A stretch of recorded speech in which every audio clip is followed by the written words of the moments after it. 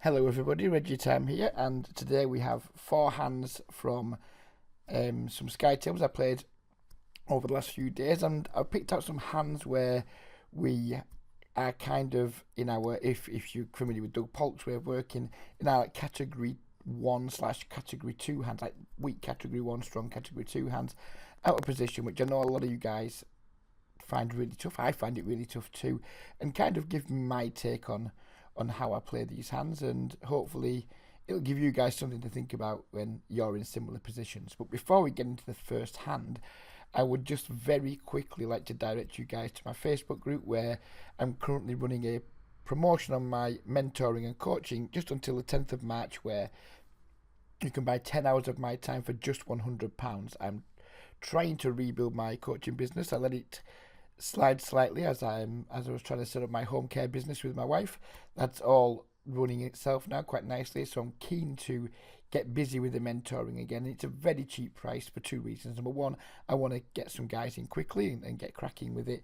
And number two, it's just kind of a hobby for me, so I don't just making a little bit of money from it's nice to me. I'm not out to get super rich from it. But so like 10 hours of my time for you guys who are struggling for £100, I think although the £100 is quite a lot of money to a lot of people, it's really cheap in terms of online poker coaching services at these stakes. So if you are remotely interested in that, please do think about getting in touch with me either by the Facebook group or by my contact details that are beneath, that you can find beneath the video.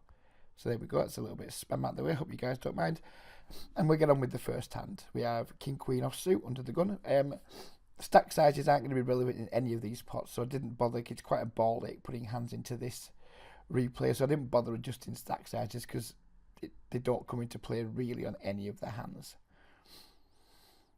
So here we go. We raise King Queen under the gun. We can speed this up just a little bit. We get one caller, and we get a very familiar flop where we flop pretty good. We've got second pair with a good kicker, backdoor straight draw, and this is a hand that I'm usually just going to check with and look to like call some bets. So I do elect to check. Our opponent checks straight back, which didn't surprise me really. You know, there's lots of stuff he's going to want to check back here. He's got hands like pocket eights, pocket sevens. If he's got pocket tens, maybe even a weak ace, queen x. So we've got a wide range of checking back. I think we're ahead of most of it.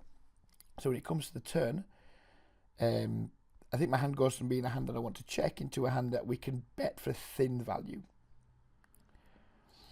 So I do elect to bet, and I'm betting small because it is thin value, and yet whilst it's exploitable that people can attack these bet sizes, because I almost certainly wouldn't take this line with my strong aces. If I had like ace king here, for example, or ace queen, I wouldn't check the flop and then just bet 80 on the turn. So whilst it's a little bit exploitable, I don't expect to get exploited that much at the micro stakes with it.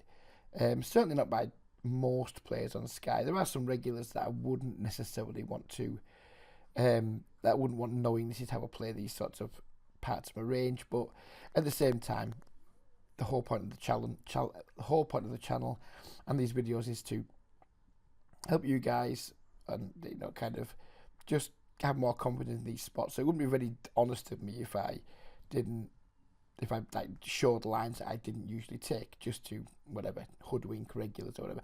So yeah, well, I wouldn't do this against a good player, and it is very exploitable. But I think it's absolutely fine to take exploitable lines at the micro stakes. We bet, our opponent just calls. We get a pretty brick river. Every single draw's missed. He could have a six, I guess. He could have like a random six. Well, not too many. A lot of his sixes that had us beat anyway. That's 7-6, ace 6.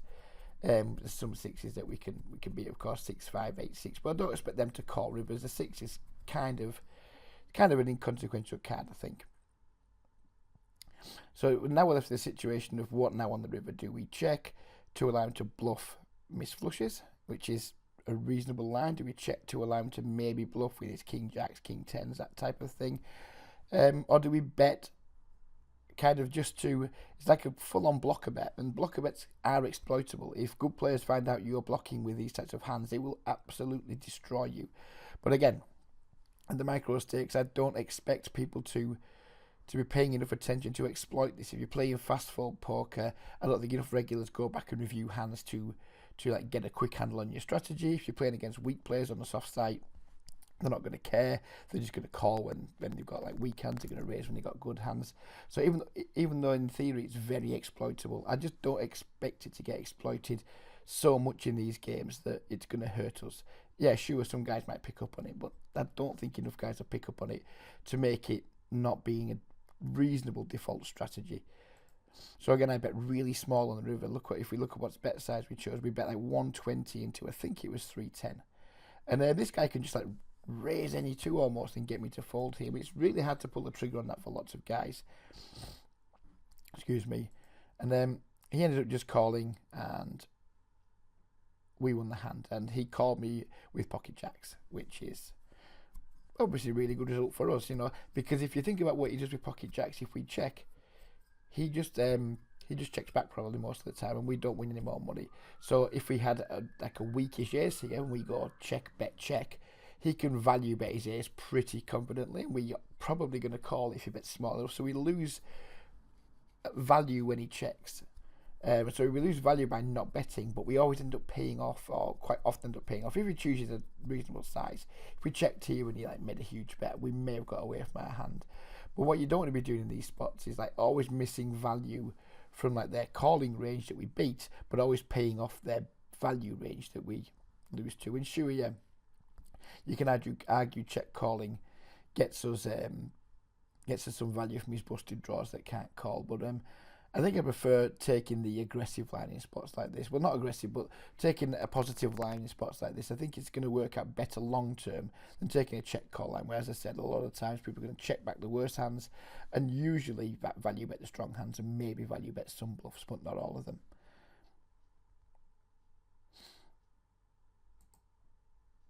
Oops. So here's the next hand. We have 2 10s under the gun, where you make a standard open. We get a lot of action, and we get kind of not the worst flop in the world for us, but it's multi-way. There's 2 jacks on the board. It's not a great spot. I mean, it's unlikely someone's got 2 jacks, so it's unlikely someone's got a jack. There's 2 on the board, but it's a multi-way pot, so it's much less unlikely. This is a heads-up pot. I have much more confidence in our hand, but because it's multi-way, I'm like, ugh. Don't want this pot getting too big. That was kind of how we're thinking at the time.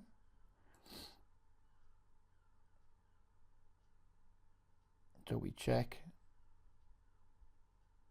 This is taking its time, isn't it? This is taking its sweet time, is it? Looks like the hand's crashed. Just one moment while we refresh it.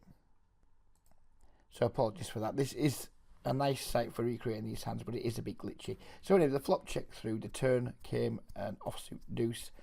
And I elected to bet again, much less than half pot. Well, not much less, but a little bit less than half pot. Into these 4 players. Now I'm just kind of wanting to get a little bit of value from my hand and just protect against like some random king, queen or ace coming off that someone just checked back, to get a little bit of value from 8x flush draws. It's a pro bet, if anything, more than anything else I would say. It's kind of, we're not wanting the pot to get too big, but we're kind of wanting to deny a little bit of equity and charge draws, etc. So I bet 120. The button called.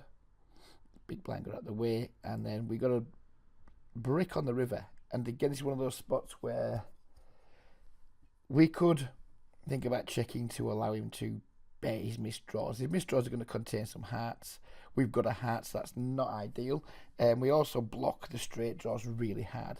So it's not really a great hand to bluff catch with, because we block quite a lot of the stuff that we want him to have.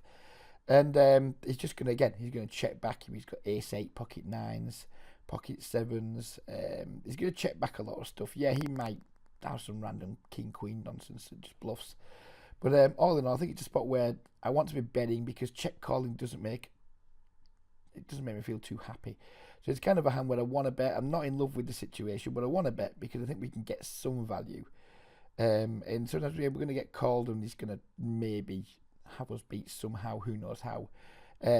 Maybe he's turned a set or rivered a set or something, maybe he's slow played a monster. So yeah, we're not always going to be ahead, but I think we're going to be ahead a decent amount of the time, and check calling doesn't make sense.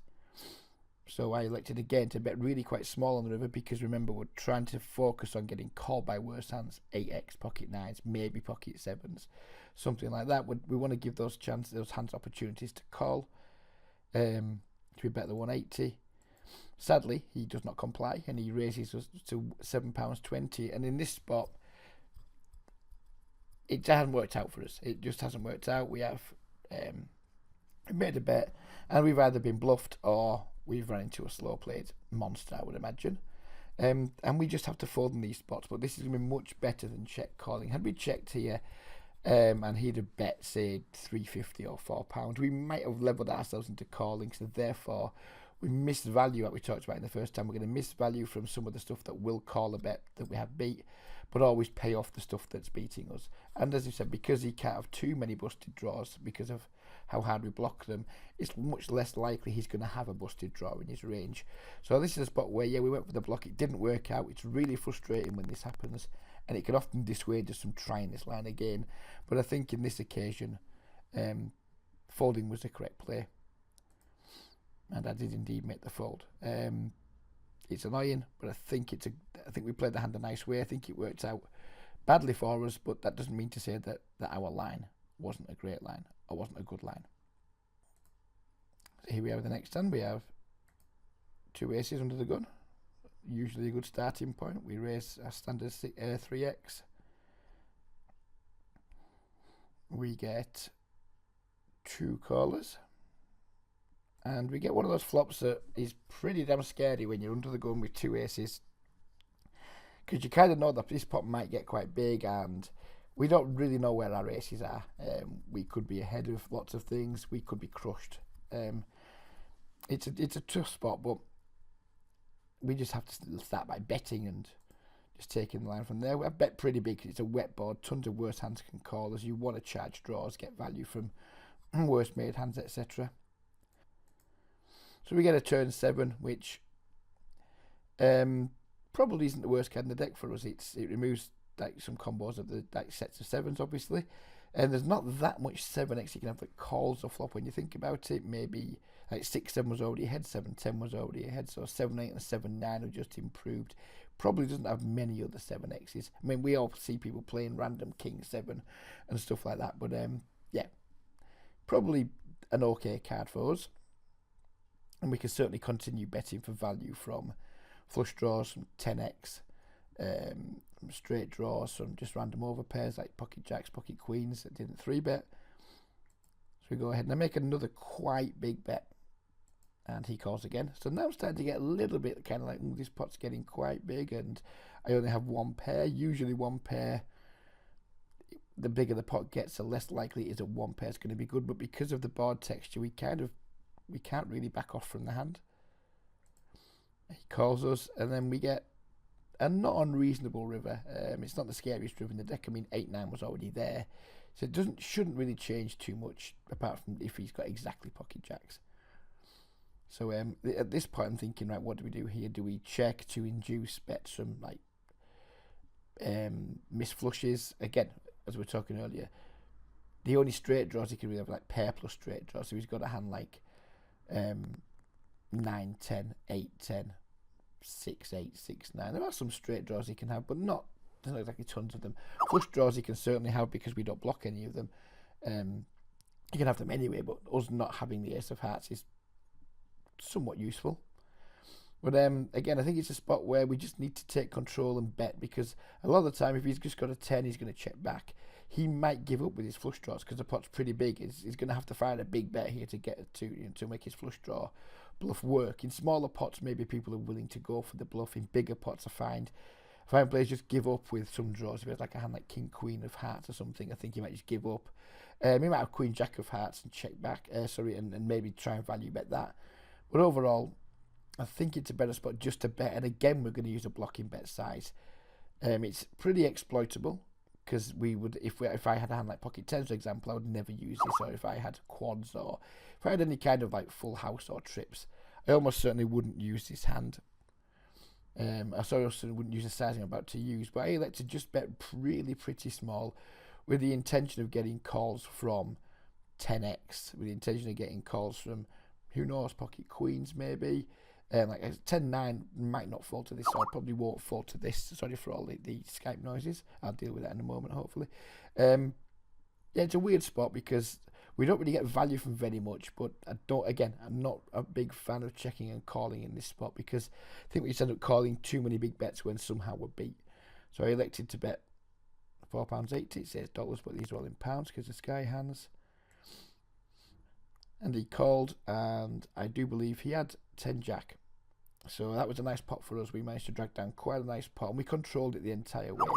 And again, I think it's just all going to be a lot better than wanting to take like checking and call lines on rivers when we're at a position in spots where we're not truly convinced by our hand strength, but it's probably too strong to just check fold. I'm just going to deal with Skype, then we'll get on with the last hand. So here we are with the last hand of the video. We have 2 jacks in the big blind.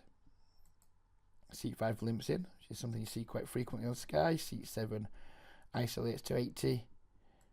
And straight away we have a decision here. Do we want a 3-bet or do we want to call? I alternate between the two without really too much rhyme or reason, to be honest with you. If seat 7 was like a bad aggressive play, I would almost certainly 3-bet for value. If seat 7 was a solid regular, I may well just call with jacks. And in this hand, seat 7 was a reasonable regular, certainly not one that's out of line. And seat 5's obviously a fish. Well, not obviously, but probably a fish. He had less than a starting stack, but again, his stack wasn't too relevant in this hand. I can't remember what it was he had, but he had something in the region of 70 or big blinds or something like that. So I elected to call this time just to keep the big blind in the pot. Just to keep under the gun in the pot, I'm afraid, I meant to say. And we get a kind of pretty dry flop. We check, fish checks under the gun, and seat 7 elects to bet 160, which I'd expect him to bet with a decent amount of his range here. Where he possibly shouldn't be betting hands like pocket 8s, pocket 9s, pocket 10s, pocket 7s, and some random bluffs, which he can definitely have,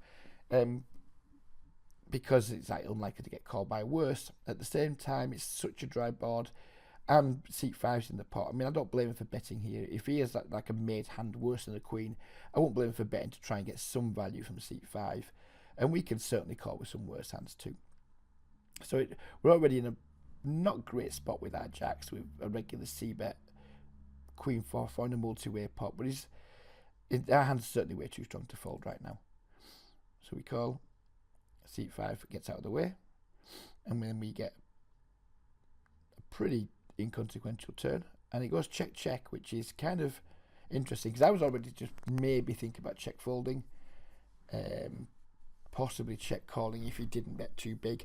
But then he's like, when he checks back, I then start thinking, right, maybe he has just got hands like pocket 10s, pocket 9s, maybe he's just got 2 overcards, or an ace jack, unlikely because we have ace jack, but ace king, maybe some random ace 10, who knows what, maybe he's just randomly betting pocket 6s. We don't know. He shouldn't be betting those hands, but sometimes people do. They get checked to. Lots of guys who just like automatically bet when they get checked to. I haven't got the read on this guy that this is what he does, but who knows. So we're left with an interesting spot on the river where, again, do I think he's going to value bet a hand like pocket 9s? No. Pocket 10s? Seems unlikely to me. Maybe, but seems unlikely. He's going to be looking at what does our raise look like. Our raise looks like queen x. Who knows what 4x we can have. I guess I can have some stuff like ace 4 suited. Very rarely like 4-5 suited for me, but lots of other guys could possibly have it. I'm too much of a nit to defend that in a multi-way pot. So we don't have very much here either, but we probably, or quite a lot of the time, some of the stuff he's bet on the flop, like 7s, 9s, 10s. We're going to have that beat with ace, queen, king, queen, queen, jack, all those types of things. So I don't think he's necessarily always going to bet. So when he does bet, I think we're going to be like in a way ahead, way behind sort of spot. Usually way behind, because he can't really have many bluffs on that flop unless he's got some random ace king that he's decided to check back turn, and when we check again just decide to bluff it on the river to try and get us off an underpair, which he could do, I guess, but he could also just check that down because you know, he has some showdown value. So rather than check call, where I don't think he's going to make too many mistakes with betting, I elected to just, like, again, put out a pretty small blocker bet, hoping he has a hand like pocket tens, pocket nines, pocket sevens, something like that that can just call us. And if we get raised here, we're just going to stay and fold. Again, this is pretty exploitable. He could just like raise us with almost any two here, and we're going to have to fold our hand most of the time. But hopefully he doesn't know that. And anyway, I did bet. He did call, and he turned up with Queen 10 suited. So it was kind of unfortunate for us that he did have like one of the hands he could play that way that beat us. But again, I think it's a better line than just checking. If we check there, maybe he checks back King 10 and like value bets like King Queen, Ace Queen. But I think he usually bets Ace Queen and King Queen on the turn. So yeah, I think we could have saved money there by just check folding, but I think betting is going to be much better because, yeah, we've owned ourselves against a queen this time, but we're going to get tons of value from like some of the hands we mentioned earlier too. And I just think it gives us more confidence, just a better way to play the hand. So yeah, I hope this has been useful to you. I don't always like giving results in videos, but I think it's kind of important to do it in this video just to make sense of what I'm talking about and showing how sometimes it works, sometimes it doesn't, but overall, hopefully demonstrating it's better than just like taking check and guess lines. So yeah, if you have any feedback on any of the hands, or you're interested in taking up the offer I talked about earlier, please do get in touch. I hope you guys enjoyed this video, and yeah, we'll be back soon. Thanks a lot for watching, and bye for now.